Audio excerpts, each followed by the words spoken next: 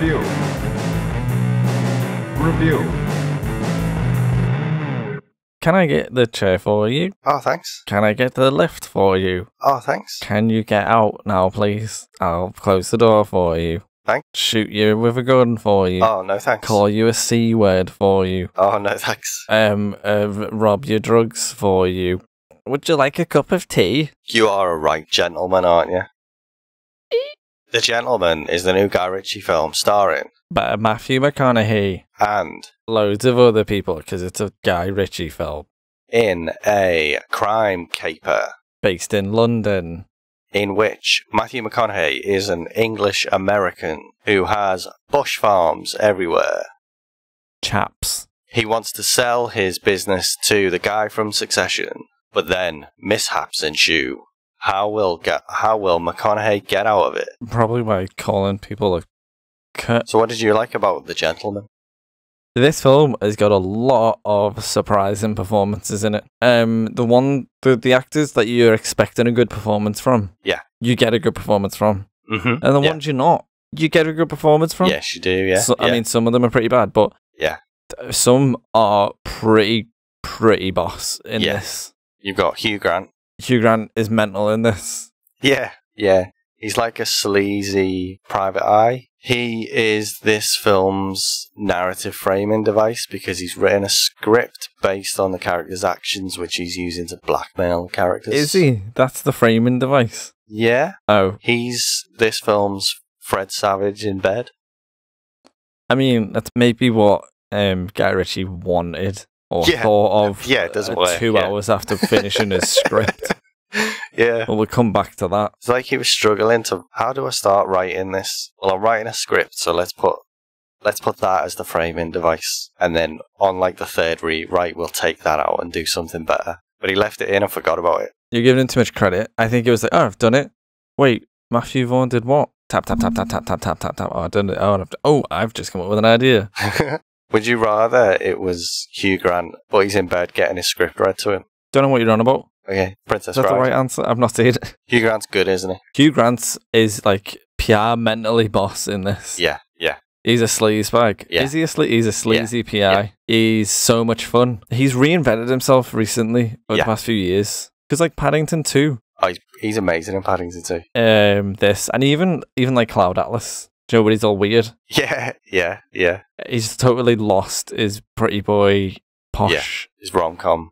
Yeah, good on him. Yeah. Charlie Hunnam. Charlie Hunnam's amazing in this. He is. And I don't know if he's amazing because he's being amazing or he's amazing because he's fine. Because Charlie Hunnam's probably one of the actors that I hate the most.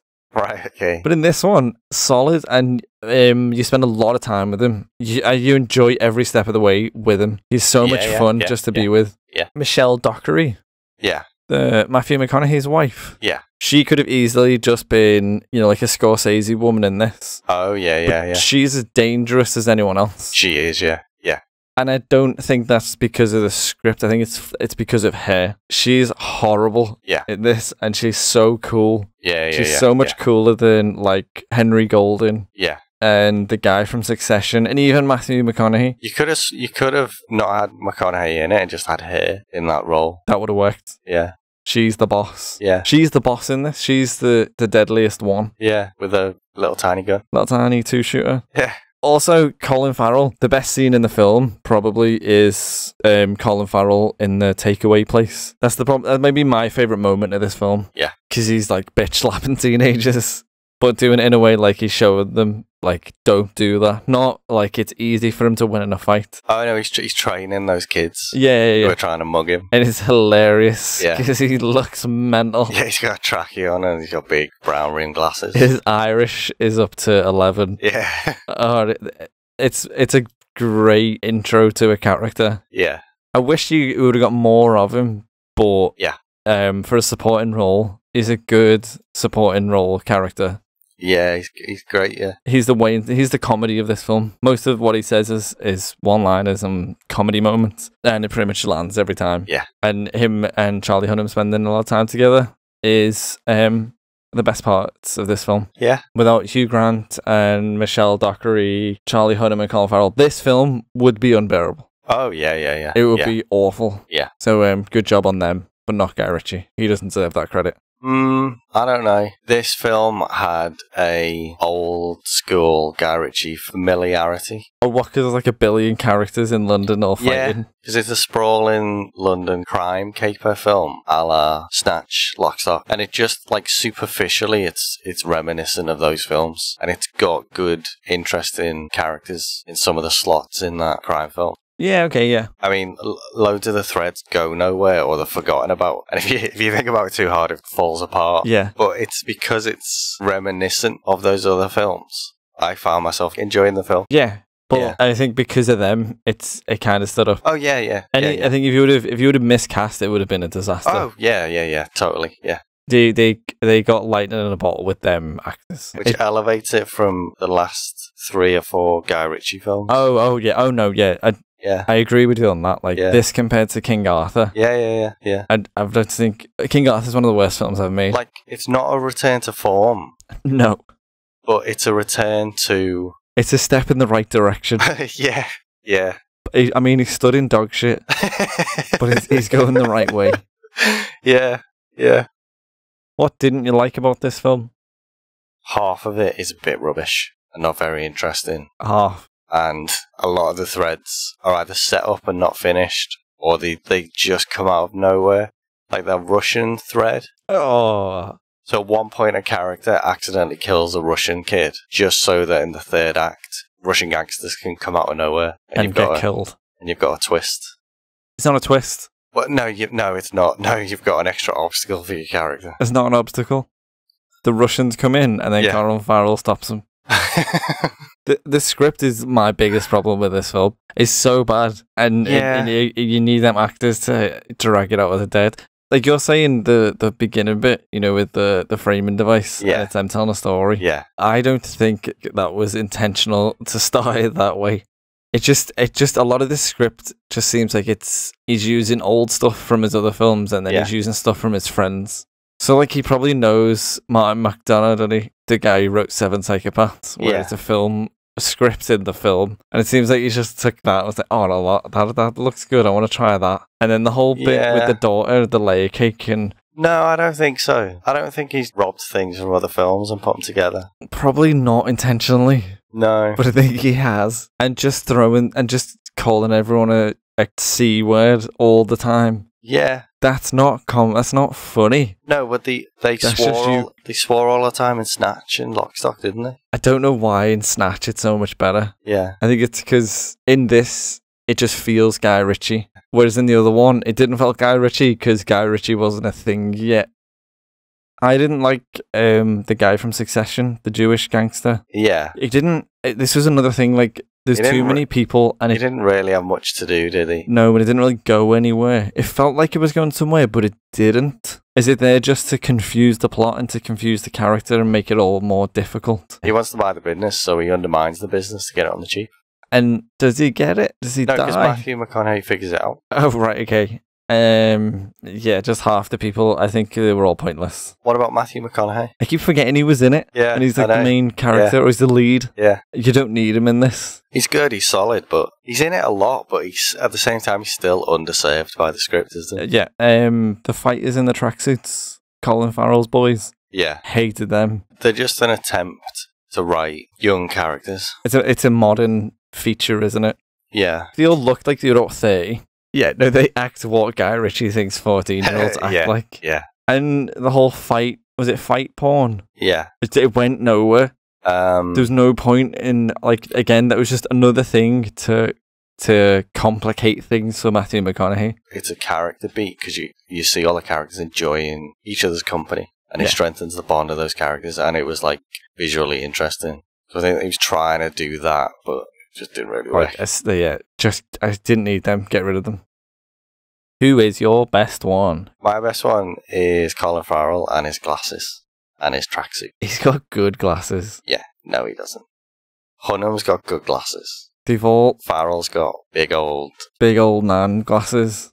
He looked a bit old as well, didn't he, Farrell, in this? He looked like an old uncle. Yeah. He looked boss. He looked cool.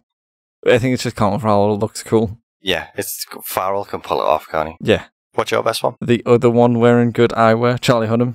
I was amazed at how good he was. Yeah, he's good, isn't he? Yeah. Every time he came back to him, I was excited to see what was going to go on. Yeah, I really enjoyed just him and Hugh Grant. Whenever it came back to them too. Yeah, I want to see the movie where it's just them and things are happening around the house.